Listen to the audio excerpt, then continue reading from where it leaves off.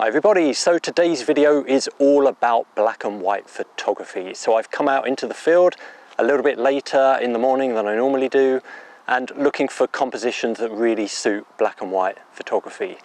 As always, along the way I will give you some tips and some ideas for different compositions in black and white and also give you a feel of the area that I've come to. So hard to see from the moment we arrive. Cornelia, you are one who will survive.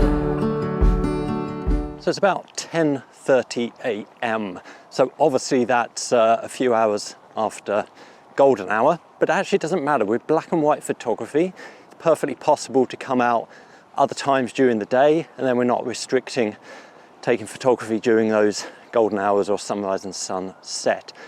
But what I'm trying to do today is look for specific shots that work well with black and white, but also work well when we've got, you know, harsh sunlight. There are literally hardly any clouds in the sky at all. So things like silhouettes, etc., using shadow to help us, or really focusing in on the details of the shot. So yeah, that's what I'm going to be doing today. It's an area that I have been to before, although a couple of years ago, to be honest, and I've not done a video from this location. Now, one of the big benefits, of course, of coming out kind of later in the day is that we can go handheld with our photography. I generally only use the tripod if it's during the golden hour and sunrise, sunset, etc.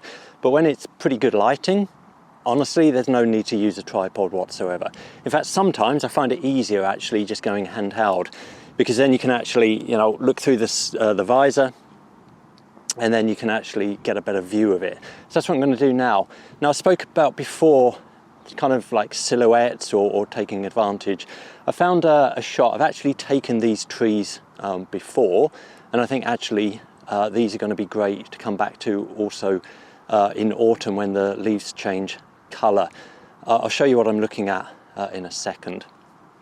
But I'm going handheld with this. Now, one of the big benefits I've got with this scenario is firstly that the sun is actually in that direction, but I'm taking the photo in that direction, so that's great. Any shadows in this regard are going to be behind those trees, which is a big advantage in this situation.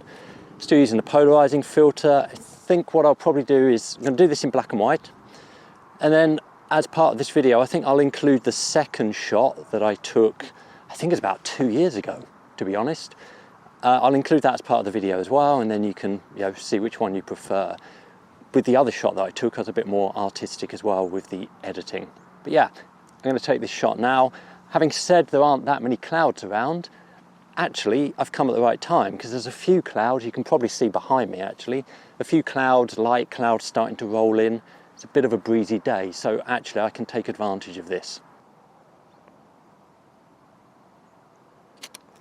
The only thing I'm struggling with slightly on this one is the foreground.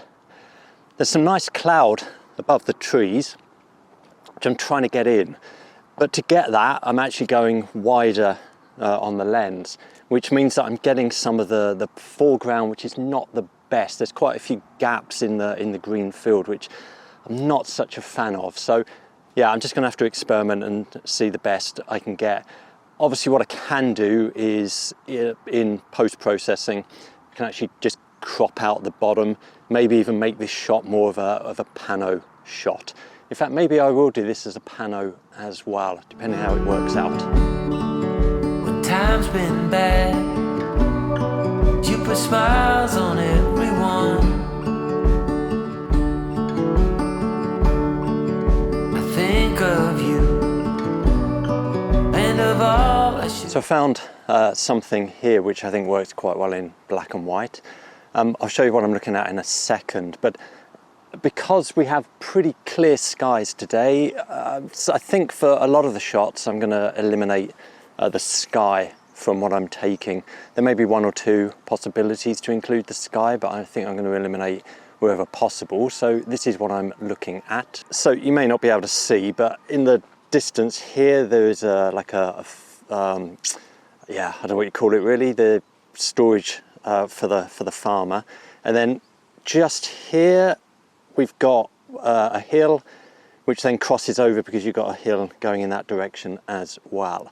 So I kind of like these layers that we have, but I will be zooming in on the camera and eliminating the sky from this shot. Yeah, so I've zoomed right in. In fact, I'm at my 200 millimeter maximum on my camera, and it is going to work so much better. Firstly, because I will get the details on the farming building, and secondly, as I said, you just get the nice layers of the hills and also a little bit of background as well. But really kind of focusing in on that farming building in the background.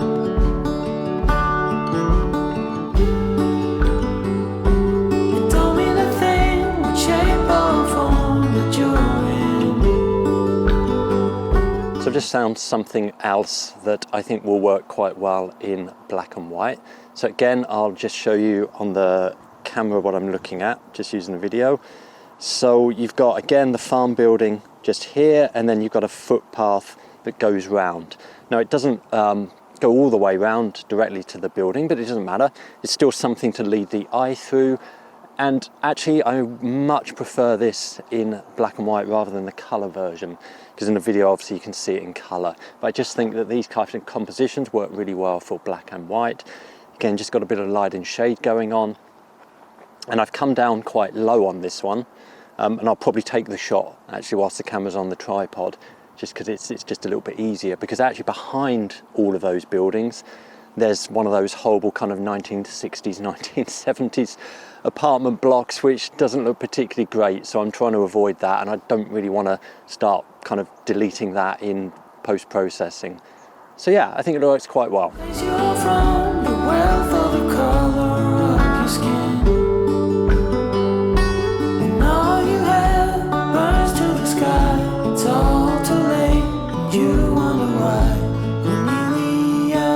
So when we're looking for black and white compositions, I mentioned earlier that it's good to get kind of light and shade, and also just to take something a little bit different. So you can see that there's a bridge behind me, which is actually a railway bridge.